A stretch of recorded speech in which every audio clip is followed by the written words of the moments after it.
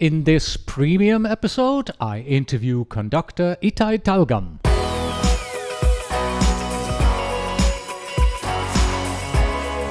Hello and welcome back to the Project Management Podcast at pm-podcast.com.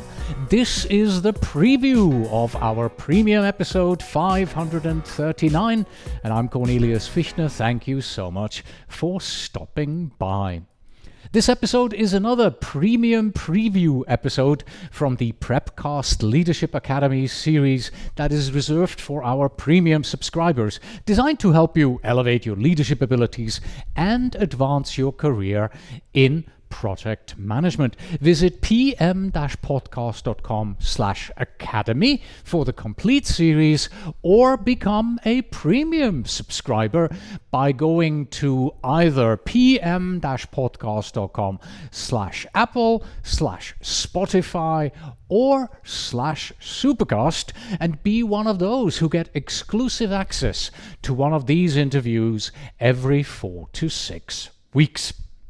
Itay Talgam, once a pianist who studied philosophy and trained under Leonard Bernstein, became a conductor with major Israeli orchestras. Today, he is renowned as a conductor of people, coaching leaders across government, business, and education on leadership through music. And in our interview, he invites us into the world of conducting to uncover what it really means to lead. Through stories of Leonard Bernstein's warmth, Riccardo Muti's authority, and his own missteps, he shows how leaders can create trust, spark autonomy, and turn gaps into opportunities for growth. Along the way, he draws surprising parallels between symphonies and projects, revealing how interpretation, dialogue, and shared meaning really transform teams, engage customers, and ultimately elevate everyone involved. Here's how to watch the interview. Premium subscribers, please open premium episode number 539 in your podcast app to listen to the audio version of the interview. And then if you look into the episode description, you'll see a play video episode link there that you can click and watch the video. But if you're not yet a premium listener, please visit pm-podcast.com/apple/Spotify premium or /supercast to learn more and consider joining. And now, here is a 5-minute preview of my interview with Itay Talgam for everyone. Enjoy, and until next time. A conductor in front of his orchestra is an iconic symbol of leadership, but what exactly does a maestro do to ensure cooperation, harmony, and flawless performance? Great musical performances are brought about by people with very different leadership styles. Speaking about conductors, there's not one way to do it. I know it's a strange word to say, but he walks on stage and then he kind of in a bubble, and you see that he takes all the power from the energy that's needed to start a huge orchestra from within, and then not looking at anybody. You look at Bernstein, you see something completely different. The man goes on stage. The first 5 minutes is hugging with half of the orchestra players before he goes to the podium. He's just asking everybody how they are and how they. What I see in a leadership style is simply the distilled essence of the culture of that organization. The first thing that they expect from you is they want to know that they are working for a serious guy or a serious lady, right? I got this idea of creating a dialogue as a way of gaining people. So who makes the message? Is the conductor, the project leader, making the message, or is the orchestra, the project team, responsible for the message? Now, how to do that, how to use your authority to build autonomous people rather than people that are subject to being told all the time what to do, that's a great art. There's an interesting, I would say, distinction here in between, being responsible for the outcome, and then therefore you say, I'm responsible for the outcome, so I have to tell you what to do, or being responsible for the process and the people. Actually, with conductors, it's interesting because everyone knows their instruments better than you. Mm-hmm.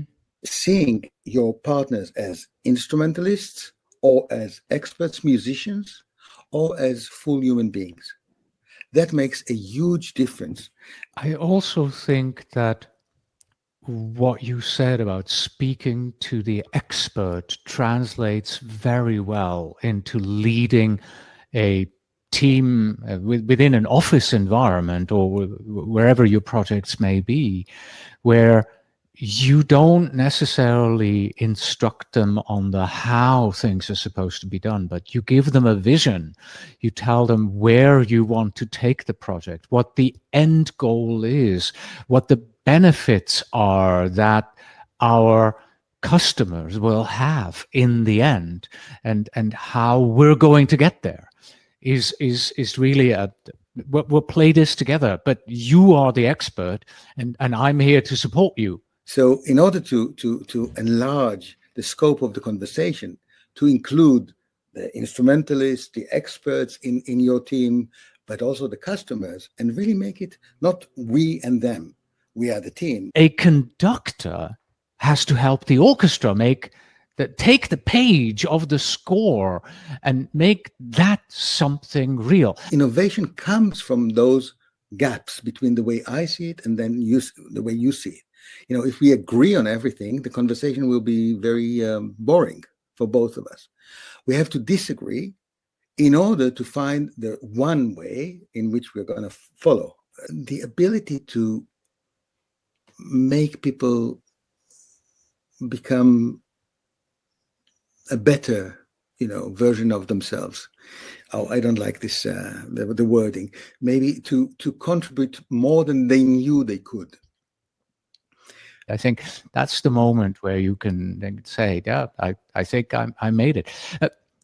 I think the ability to connect to human beings far beyond the professional.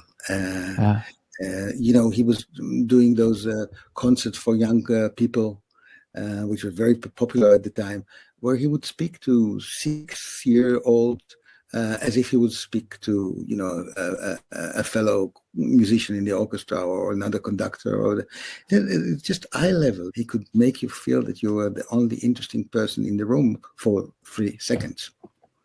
Everything has to move all the time. Otherwise, it's dead. It's not alive. The only way to do it is to actually expose the gaps. What's going well is okay, but what's going not so well or not so clear is where new understanding, new meaning, new maybe revelations can come out of. So in that sense, you have to embrace the gap. There's simply a treasure of hidden knowledge for you. The fact that there is a gap shows that there's something interesting going on there. So in a way, going to an art project like a concert or a gallery is saying, surprise me, but surprise me with something that will connect to, my thoughts about the world and the way I see it and, the way I experience it, and expand my experiences. It happens, in every good music performance. You listen to good jazz and you're all dancing to the music, even if you're seated. Right. And not to speak about huge rock concerts, the audience becomes one. I would say, think of the long term in order to achieve good results in the short term. It might sound paradoxical, but if you think the shortcut, again, many times, just do what I say. Until next time.